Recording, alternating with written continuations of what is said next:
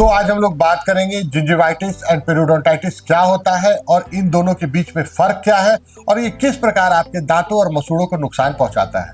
Hello everyone, मैं doctor Amar Anupam, director doctor Amar Anupam multi speciality dental hospital Varanasi. चाहे आप अपने दांतों का कितना भी ख्याल रखें, अगर आपके मसूड़े स्वस्थ नहीं है तो आपके दांत स्वस्थ नहीं रहेंगे। देखिए, अगर हमारे मसूड़े हेल्दी नहीं रहेंगे तो मसूड़े के नीचे की जो हड्डियां हैं वो भी हेल्दी नहीं रहेंगी, क्योंकि दांतों की स्टेबिलिटी के लिए मसूड़ों को हेल्दी रहना बहुत जरूरी है। इसलिए हमें दांतों के साथ साथ मसूड़ों का भी ध्यान रखना बहुत जरूरी है। जिंजिवाइटिस एक लैटिन वर्ड है जो कि दो शब्दों के मेल से बना हुआ है, जिंजाइवा एंड आइटिस। जिंजाइवा का मतलब होता है गम्स और आइटिस का मतलब होता है इन्फ्लामेशन यानी सूजन। तो अगर आपके मसूड़ों में सूजन है, इन्फ्लामेशन है, तो आपको जिंजिवाइटिस हो सकता है। जब आप अपने दांतों को ठीक ढंग से ब्रश नहीं करते हैं, फ्लॉस नहीं करते हैं, तो दांतों पे आप एक देखते होंगे पतली सी फिल्म जमी होती है, जिसे जीभ से महसूस करने पे महसूस होता है। चिपचिपी से एक परत होती है जिसे प्लाक कहते हैं। वो धीरे धीरे जमते जमते हार्ड हो जाता है, जो कि टार्टर में कन्वर्ट हो जाता है। और ये टार्टर में बहुत सारे बैक्टीरिया का कॉलोनाइजेशन होता है, जो कि मसूड़ों के इर्द गिर्द इन्फेक्शन पैदा करते हैं, जिससे मसूड़ों में सूजन आ जाती है और वो कि जिंजिवाइटिस का रूप ले लेता है। जिंजिवाइटिस मसूड़ों की समस्या का एक प्रारंभिक अवस्था है और एक अच्छी बात है कि ये रिवर्सेबल है। और अगर आपके दांतों में प्लाक की वजह से मसूड़ों में सूजन हो गई है तो आप अपने डेंटिस्ट के पास जा सकते हैं, मसूड़ों की सफाई करा सकते हैं, क्लीनिंग करा सकते हैं, स्केलिंग करा सकते हैं। और फिर घर पे आने के बाद आप नॉर्मल टूथपेस्ट और टूथब्रश करें और उसके बाद फ्लॉस का इस्तेमाल करें, जिससे कि आपके मसूड़े और दांत पूरी तरह से हेल्दी रहेंगे।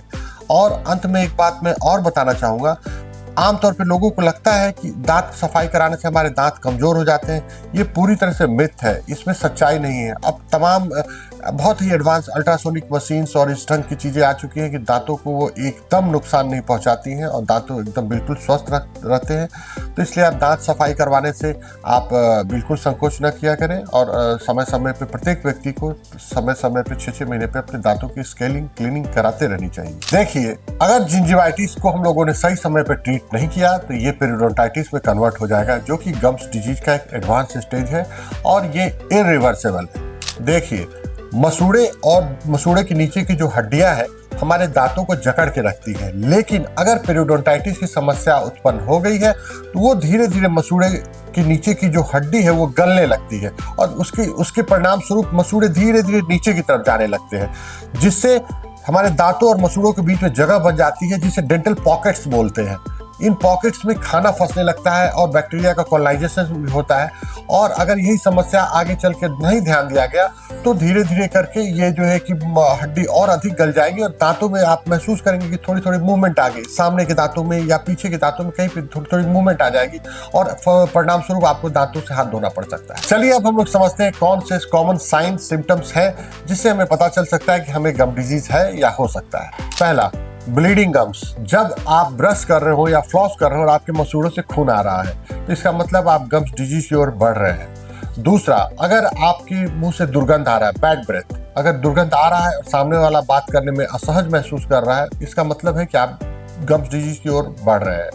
तीसरा, अगर आपके दांत और मसूड़ों के बीच में खाना फंसना शुरू हो गया है, ये भी एक साइन सिम्टम है कि आप गम्स डिजीज की ओर बढ़ रहे हैं और आपके जिंजाइवा धीरे धीरे रिसीड कर रहे हैं, जिंजाइवा रेसिशन हो रहा है, मसूड़े और दांतों के बीच में गैप्स बनने लग रहे हैं। फिर चौथा, अगर आपके दांत का ऑक्लूजन, जो दांत का ऑक्लूजन होता है, अगर ये प्रॉपर सही ढंग से नहीं बैठ रहा है तो भी एक ये कारण हो सकता है कि गम्स डिजीज के कारण भी जो है दांतों में मूवमेंट्स हो जाते हैं, दांत लूज हो जाते हैं और ये आगे चल के हिलने लगते हैं, जिसके कारण दांतों में ऑक्लूजन जो प्रॉपर ऑक्लूजन होना चाहिए वो नहीं हो पाता है। जो जैसे आप देखते हैं ये ऑक्लूजन जो है अगर बैठ रहा है, एक के ऊपर सही ढंग से बैठना वो नहीं हो रहा है, तो ये भी एक कारण हो सकता है कि आप गम डिजीज की ओर बढ़ रहे हैं।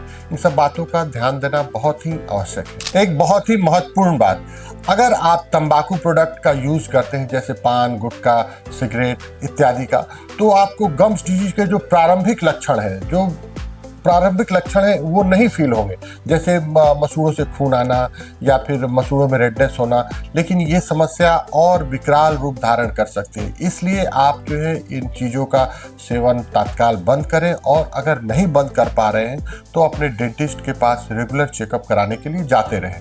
अगर आपने अपने गम्स डिजीज का सही समय पर इलाज नहीं कराया तो ये आपके ओवरऑल हेल्थ पे एक निगेटिव इम्पैक्ट डाल सकता है। एक रिसर्च से पता चला है, अगर आपको सीवियर पेरियोडोंटल डिजीज है, गम्स डिजीज है, तो ये आप में heart disease, high blood pressure, diabetes, Alzheimer, infertility, premature delivery जैसी अनेक समस्याएं उत्पन्न करता है और इसे बढ़ावा देता है। तो आप अगर इन समस्याओं से बचना चाहते हैं तो आप अपने दांतों का, मसूड़ों का समय समय पे जांच कराएं और अपने डेंटिस्ट से मिलें और अपने दांतों को स्वस्थ रखें। अगर आपको हमारी ये वीडियो अच्छी लगी है तो लाइक करें और सब्सक्राइब करना ना भूलें।